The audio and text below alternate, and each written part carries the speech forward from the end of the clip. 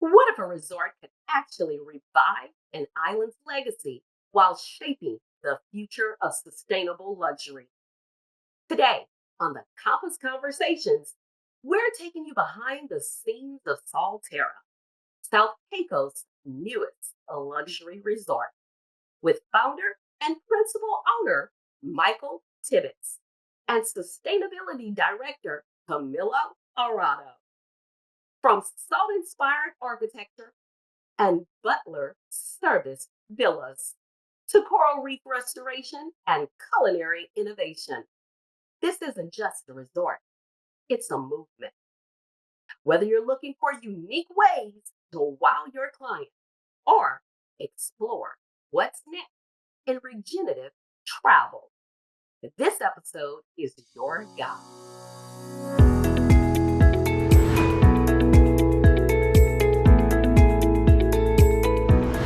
Hello, Michael and Camilo. Welcome to the show. Thank you so much for having us.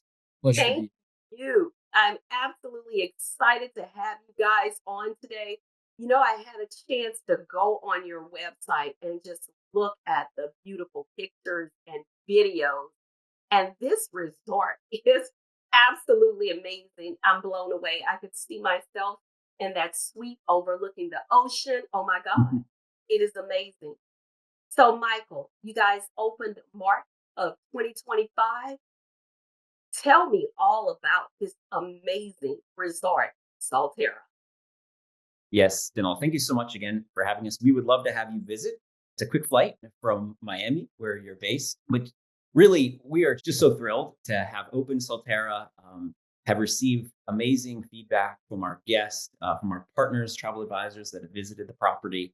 This has been a long time in coming. It took a lot of planning, a tremendous team, and really to see the vision come to life and to see the guests when they make that step out onto the pool deck, looking out at the expanse, looking out on the beautiful beach, and to see their eyes light up that they've arrived on vacation, that they're there to relax, rejuvenate, reconnect with their family. That is just super encouraging to me and what it's all about. And so we'd love to share more about Solterra, how it came to be, what guests Yeah. can experience there.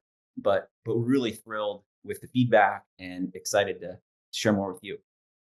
So let's talk about how it came to be because I know some of the travel advisors listening may remember it as East Bay Resort. So tell us about how it transformed from East Bay Resort into what it is today. Yeah, so I came across the property about 5 years ago. I first visited and really saw tremendous potential from the initial developer owner who, in some ways, had seen his vision develop to a certain point, but then maybe run out of steam a little bit. But I loved the topography of the property. I loved this beautiful 2 mile beach with no other development on it. And it was kind of a magical moment, but I was standing on the balcony and I saw humpback whales surface just on the horizon. And so that kind of, there was something that sparked in me. And so my family went on to acquire the resort in 2021, and we operated it sort of as it was for a time. And while we were coming up with a redevelopment plan. And when I say redevelopment, this is a complete transformation of the property. And so we have completely new buildings, completely new pools. Really, there's not an inch of the property that wasn't touched by the redevelopment. We were able to acquire about 85 acres of land for the expansion of the property, built an entirely new spa complex, built new beachfront bar and restaurant. So while there were some infrastructure there previously, guests that were there, friends that were there prior, have a hard time even conceiving of how we transform the property so dramatically. So we're thrilled. It's all about location for any property, any development, and the location is just amazing. We're at the cusp of this just amazingly beautiful place, this wilderness with this huge beach, but also number of cays, uninhabited islands, just places to explore, and an authenticity of the island that I think it's hard to find these days. You find so many beautiful places, but to feel like you really can experience the soul of the place, the character of the island, the authenticity of an island that was settled hundreds of years ago and has gone through many transformations over time, many industries. And to really be part of that, to be part of telling that story through the resort, through the design, architecture, guest experiences, dining opportunities, it's really been an exciting project to see all of that come together. So I definitely want to get more into talking about some of the amenities and different things the resort offers. But first, tell me, how is it easy to get to Turks and Caicos? Where exactly is Turks and Caicos for those who may not be as familiar with the island? Thank you for asking that. So the Turks and Caicos is an archipelago of about 40 islands south of the Bahamas. So it's part of the what they call the Lucayan archipelago that extends all the way through the Bahamas. And of those islands, several of the islands of Turks and Caicos are inhabited. People may know of Providenciales, which is the most inhabited island, has many resorts on it.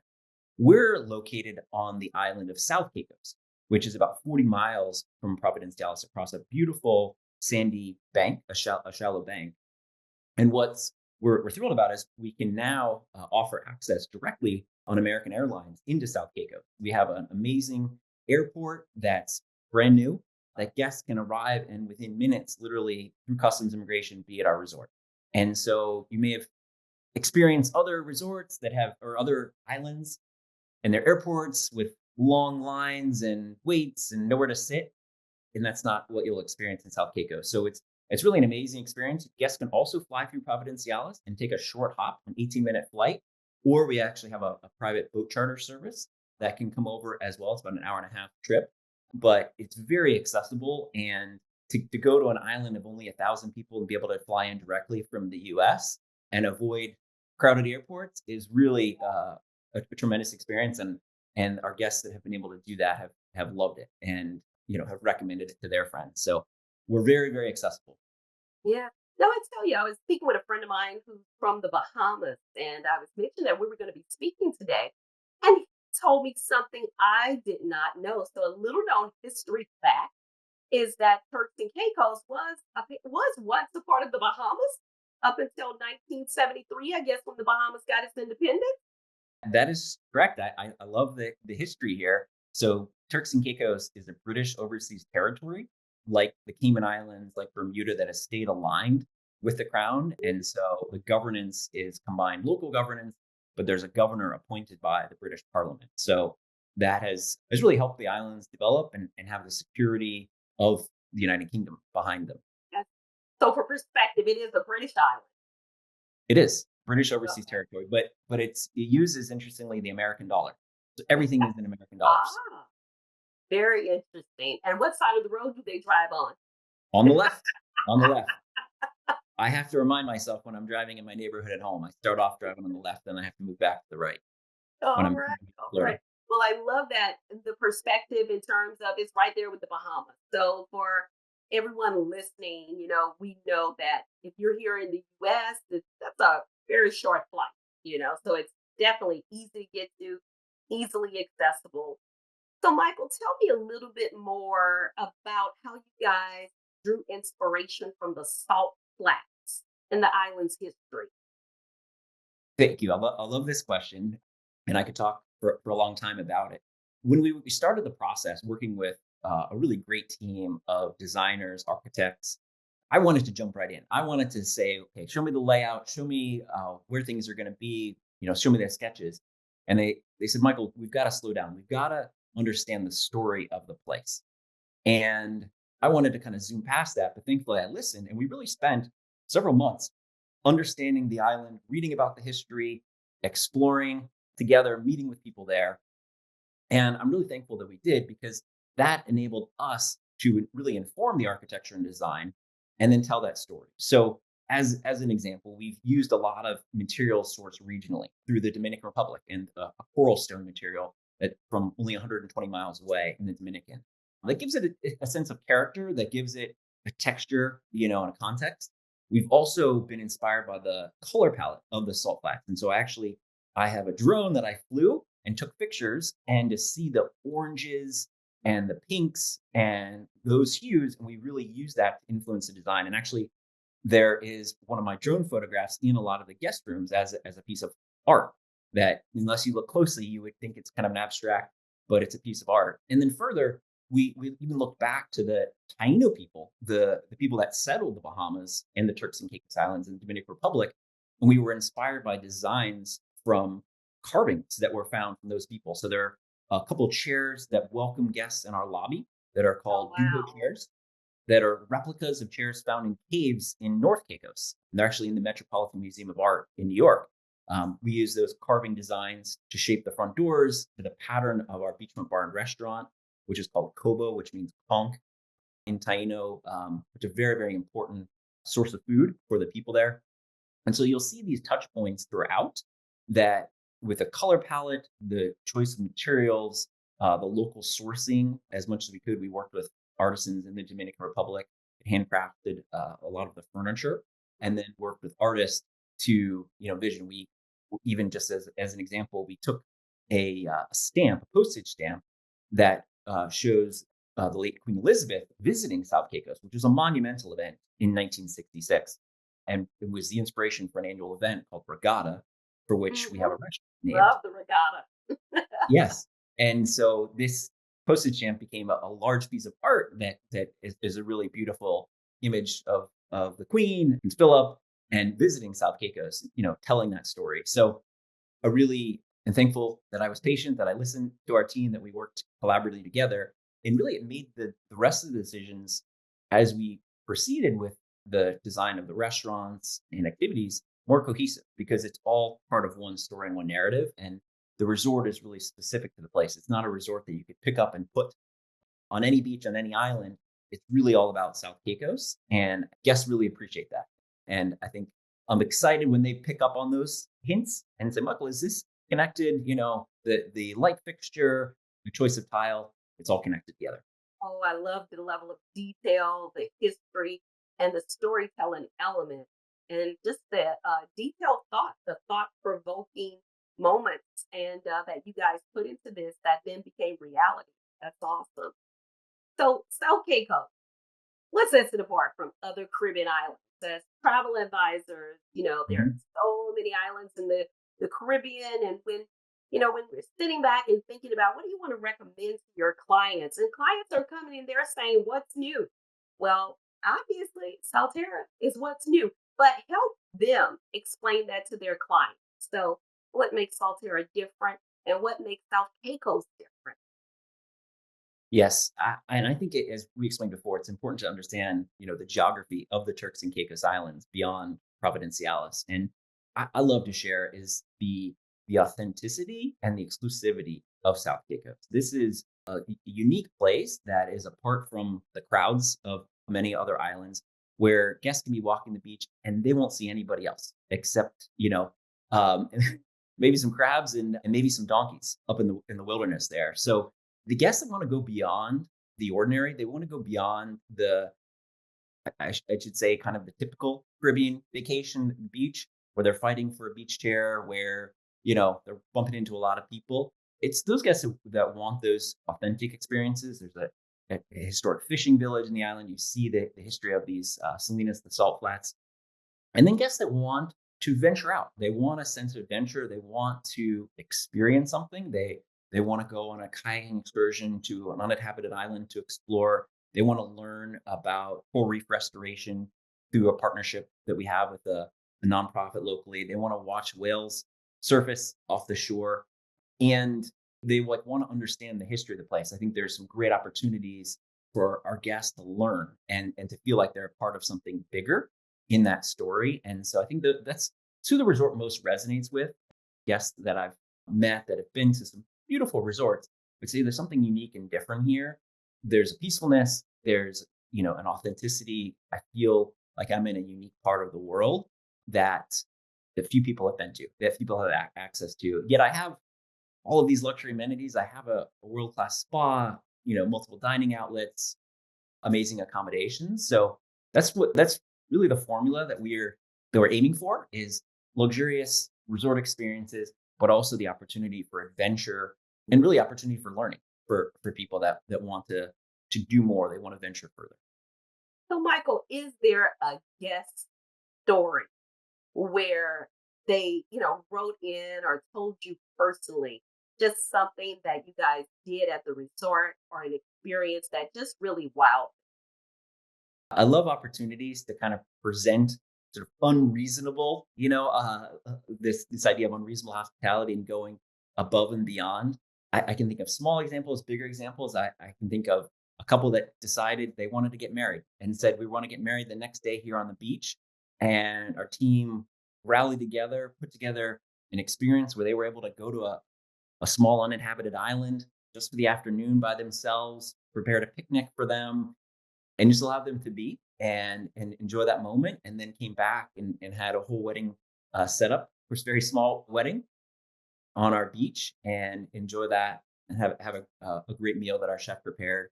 Our team does an amazing job of really seeking to surprise guests, delight them. Our culinary team has created a number of really great events, whether in one of our restaurants, out on our seaside garden, where they've curated special meals for families. I can think of a multi-generational family originally from India that they created a special meal for them, grandparents sitting next to grandchildren, being in a place and hearing how special this was, to their family.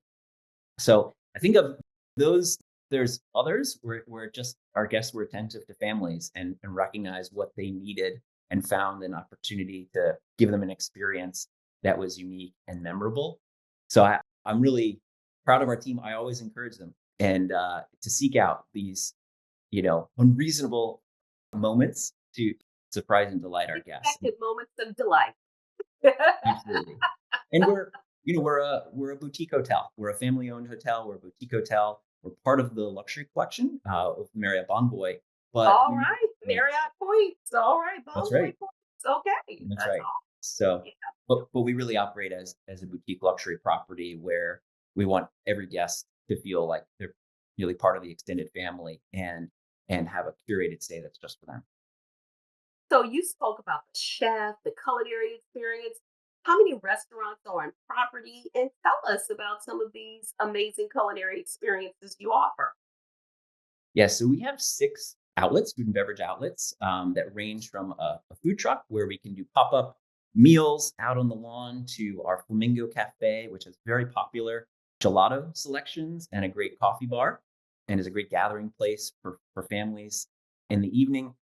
And then we have a really awesome fine dining restaurant led by Chef Yani, who is originally from Indonesia, who has just created an amazing tasting menu that's paired with different flavored salt. So we really tell the story of Mm. South Caicos through this tasting menu. And it's a great experience. Guests that have eaten all over the world have told me how special this experience was. We have wine pairings with it, but you're on a journey. The South Caicos journey, we call it the white gold dinner. That's what salt was referred to historically as white gold. It was so valuable. We also have a restaurant called Regatta, which celebrates the heritage, the British Caribbean heritage of the island, and that's our breakfast restaurant. Has a beautiful terrace where in the season you can see humpback whales migrating on the Mm. horizon. And what season is that when you can see the humpback whales? Ja- Yes, January to April is the Okay. is the migratory season, and then we have a really a fun restaurant and beachfront bar called Kobo, which you mentioned that serves some great Latin American inspired cuisine from ceviche to tacos to great seafood and steaks. So, and then we have a really fun lobby bar where we have a great mixology team that hosts cocktail classes where you can help make drinks along with them and learn with them. A great team that loves talking about rooms and other spirits, and that's a fun gathering place late in the evening where guests congregate. We also serve a kind of a tapas style menu there as well. Now, you mentioned earlier that conch is a staple in Turks and Caicos. I think a lot of people associate conch with the Bahamas. But do you guys have any conch dishes on the menu as well? Absolutely, absolutely. And again, given that we're just south of the Bahamas, that it really is the same shallow sandy banks that are the great ideal habitat for the conch, and a really tradition of conch fishing in South Caicos. So we have conch ceviche, we have conch fritters, we have cracked conch. Conch, you got to know how to prepare it the right way. Yep. as you probably know. Yep. But it really is a great dish. And one thing that I really enjoy too is we have a national park in front of the resort. So Ooh, guests can just swim out just off the beach and find dozens and dozens of conch. And they're protected. So there's no fishing in our protected, national park. So guests can see and experience and then also enjoy eating conch. Also, the island is known for lobster as well. So we have the Caribbean spiny lobster, and our lobster okay. season is August 1st to the end of March. And we have some amazing lobster dishes on the menu as well. Very nice. And I love the experiences that you guys offer, allowing people to venture off into the local community and have local experiences and get a chance to meet the locals because so many times resorts want to keep the guests Mhm, right mhm, there. But it is mhm. very important for them to have interactions with the people, learn a little bit about the culture, Yes. even beyond the resort. So I love that you guys were thoughtful and intentional in that. I want to skip over to Camilo. Hi, Camilo. Hey, Denella. How are you? I'm doing well. It's great to be here. Thanks for having me. You're absolutely, as director of sustainability, you have a very, very important job. Tell me Yes. some of the aspects of sustainability that were thoughtfully invoked and put into the resort that you're responsible for. Yeah, of course, I'd love to share. I think when I think about sustainability in hospitality, I think there's a business component of it, right? So there are a lot of things we can do to make our business more efficient. So it's a no-brainer for us to utilize solar energy here in South Caicos. We have plenty of sunshine, and that's of course what brings so many guests here. And ultimately, that's a more reliable form of energy in the Caribbean. And so we partnered with Fortis TCI to install their largest solar program in the Turks and Caicos Islands, which is amazing. And so include, beyond the business efficiencies, you know, that sustainability programs bring, I think there's also a unique opportunity for us to be stewards of the island. Yes. Michael mentioned that we are located on a national park, which is also a marine protected area, and we're surrounded by all this incredible kind of like untouched beauty. And of course, this island's been developed over 1,000 years with the salt industry and whatnot, but there's this immense sense of history and culture that goes along with exploring the island that we want to play an active role in protecting, and that's what we've done. I think more companies in the Caribbean and everywhere need to play an active role in using their voice and platform to support these places and to protect them. We have the unique opportunity to welcome guests from around the world and share with them this amazing place. And one memory that comes to mind, you mentioned earlier to Michael that is there a certain memory that comes to mind when you think about guest experiences? And I had the opportunity to meet a couple and their two young children, and we did a little snorkel of a reef out in the marine protected area. And I was teaching them about the corals, and we had an opportunity to visit our coral lab up at the School for Field Studies, and they've been an invaluable partner for us. And showing people that otherwise didn't know that these corals are actually animals, they're minerals, they're plants, all in one, and seeing their eyes light up when they learn this, it's an amazing experience. And for them to have the opportunity to learn this from research scientists is very unique in my mind, and it's something that we value very highly. So I those know for that's just yeah. a few things. I mean, we have a lot of projects underway, and I'd love to share more. But Well, I know for our audience listening, the travel advisors, many of them are thinking as you're talking about that experience with the family and the kids at the School of Field Studies, they're wondering, is this something they can offer to their clients as well that they can experience? yes, and I want to add that beyond offering this to our guests, this is a complimentary tour. We gave a grant to the School for Field Studies to support this coral restoration program and research program. And we have a bi-week or every week we have two tours of the coral lab. The School for Field Studies is a US study abroad program. So they actually have a number of students from across the US come to South Caicos and learn about marine stewardship in those programs.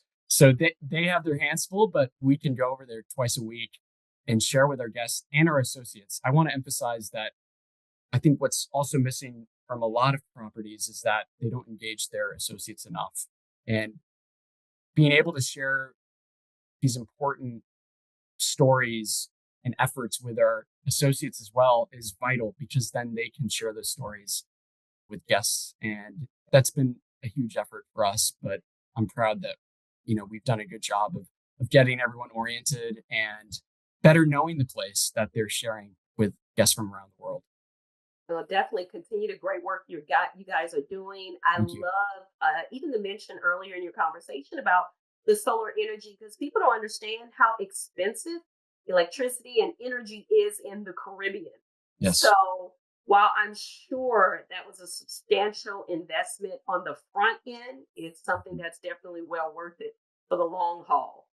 definitely. And I want to emphasize we've had such incredible partners throughout all of these initiatives. I think as a new resort, sometimes it's difficult to establish yourself in a community, but we've met so many incredible nonprofits and partners in the government sector, private sector, nonprofit sector, and those relationships have really allowed us to propel these initiatives forward. And solar is a major one with Fortis TCI, the power company here locally. So I wanted to add And that.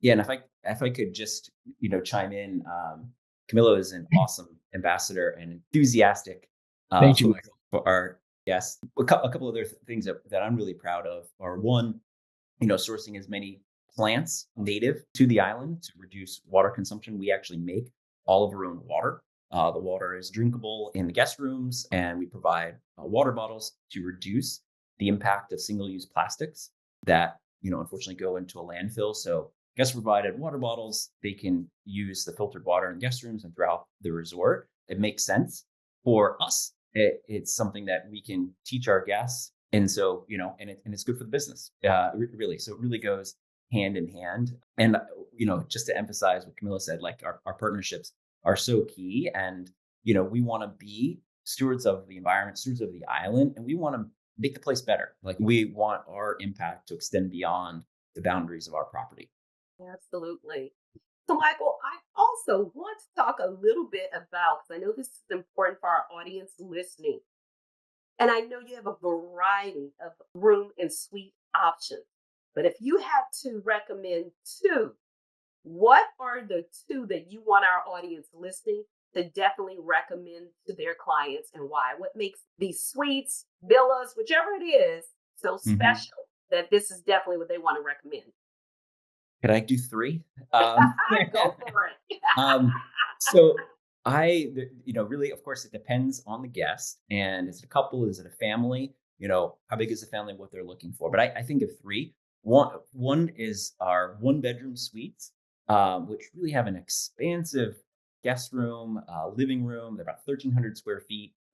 Really large bathroom with two showers, a standing tub, and are really just beautifully designed and really the perfect suite for a honeymoon, for an anniversary couple. We've hosted baby moons, but that's really the perfect suite for a couple. For a family, I really love our two-bedroom lanai suites, and that's where I have two young girls. That's where we stay because it's got two bedrooms, a spacious living room, and then has an outdoor hammock, sofa, and then easy access from the sliding doors out to the beach and to the pools. And so for kids running in and out, it's a great setup. And then finally, our premier suites, we call them premier or governor suites, that are really just breathtaking. And I've hosted guests from many places, been to many beautiful resorts, and when they walk in and their eyes light up, I know that we have something special there. But they have a huge a living room, a full kitchen with luxury appliances, a butler's pantry, three guest rooms, has a special bunk room for kids, but has two sort of masters that face out to the ocean. And so those are really, really special. We have two of those penthouse premier suites. So, and then of course we have other guest rooms, queens, kings, but more than half of our keys are suites. And so we really, I think, find from honeymooners, baby moon to multi generational families, really have a variety of accommodations, and the resort is expansive enough that they can coexist in terms of a kids pool and a kids club for families, which are great to, Awesome. really unique, secluded, quiet places, for couples. And are you all inclusive or a la carte? So, Yeah, we're a la carte, so we really want our guests to experience everything on the property and ensure we have really explicit fine dining, adventures, experiences, and but we do encourage our guests really, if as much as they can, with and this is a great role for the travel advisor is to plan out the stay, to make the most of their time, whether that's our signature salt scrub treatment and massage one morning to a bone fishing trip or a kayaking excursion, kind of making the most of their time. I think the travel advisors can play a huge role in helping guests map out that itinerary. And of course, we have a concierge team and our Adventures by Salterra team. That's our in-house adventures water sports operator. We have our own fleet of boats and crew, many of whom are South Caicos Islanders who know the waters very well, but really putting all that together so it is an inclusive experience across their stay, I think is really key to hopefully unlocking all there is in South Caicos. and I have to ask you because I know some of the travel advisors listening or thinking about it. Are there any special programs that you offer for travel advisors, whether it's like booking incentives, fam trips? What do you have going on that's special for them? Yes, we love to host travel advisors because I think once you see and experience Solterra, of course you're going to be able to better recommend and curate your client's stay. So we love to host fam trips. We do have a number of incentives for travel advisors. We have a great sales and marketing team, and so we'd love to put anyone in touch with our director of leisure sales, Riley Wilkins, our director of sales and marketing, Marty. And so we would definitely welcome the partnership with travel advisors. I think can be very integral to their guest experience and of course our success in sharing Solterra with new guests, to come and visit us. Absolutely. All right, as we get to the final moments to wrap up, I have a fun question. And this can go to either of you. If you had to recommend a playlist to give the vibe of South Caicos and Salterra, what's that playlist? Who's on it? What are those vibes? Camilo is a classically trained violinist and much more musically inclined than me, so I am going to go That's with him. you don't give yourself enough credit there, Michael. I think you would do a fine job answering this question, but that's a really good question. I will say that classical music is very different than the Caribbean beats that I love here in South Caicos. I would say that two artists that I've heard a lot since being here and that I love are Rima and Ira Star. Seems like everyone loves them here, and I do as well. They're actually Nigerian-based artists, or they're from Nigeria, but they're very popular in the Caribbean. So I've enjoyed listening to their music. And yeah, I would say for anyone that's planning to visit to South Caicos, spend some time in the community, and you'll learn that there's music you hadn't been exposed to that you love, food, all sorts of things. I mean, it's a really culturally rich place. So exploring around has been a real treat for me, and it's enhanced my music taste. I can say that confidently. Well, I am definitely adding Rima. And what was the other one again? Iris Star. Oh, yeah, Iris Star to my Mhm. playlist. Yeah, And I have heard Rima. I think I've heard a few of her songs before, but I'm glad you definitely put it have. top of mind. This is Yeah, definitely going on my playlist. good, good. Well, this has been absolutely amazing. Everything I have seen about the resort, like I said, just being on your website, I just got lost. I got lost in a dream. Like I can already see myself there experiencing it. Michael, as you talked about that penthouse, I have to imagine that was one of the images or pics that's on the Yeah. website on the homepage. I think, Yes.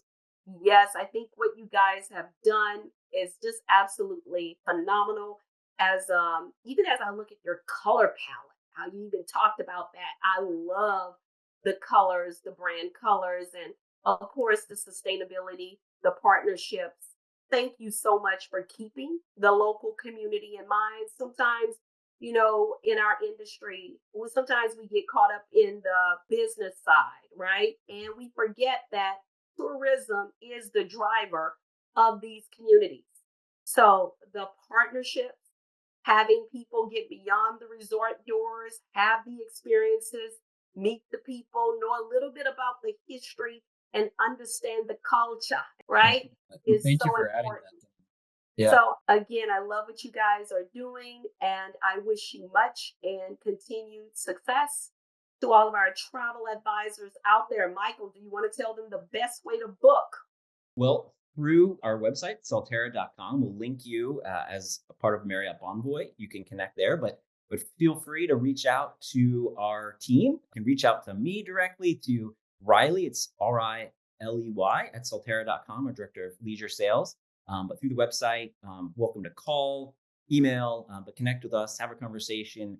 We want to work together, partner with you to curate the best stay possible for your guests. And we also would be glad to welcome you to visit. And Denella, we need to work on booking your visit sometime soon too. Absolutely. I look forward to visiting. I'm in the Bahamas all the time, so that's a quick stop. Easy, easy from Miami. Exactly. Absolutely. All right, you guys. Well, thank you so much again. Oh, Michael, one last thing. Where do they find you on social media? So it's just Salterra Resort, one word, and you'll see some great content, lots of beautiful photos, videos, hopefully inspiring future guests. So feel free to reach out, message us, and we love to connect. We're a boutique hotel, family owned, and we really want to, especially as we launch, to build a community of folks who have the same vision and passion for the island that we do. If today's episode opened your eyes to what's possible when sustainability meets luxury, imagine what's coming next. A huge thank you to Michael and Camilo for sharing Salterra's inspiring story. From coral reef restoration to 24/7 butler service, this is what the future of travel looks like. If you learned something new, felt inspired, or thought of a fellow travel advisor who'd love this, do us a favor. Subscribe, leave a quick review, and share this episode. It helps us to reach even more professionals looking to grow and evolve in this ever changing industry. Thanks for listening to the Countless Conversations. We'll see you next time. Same mission, new destination.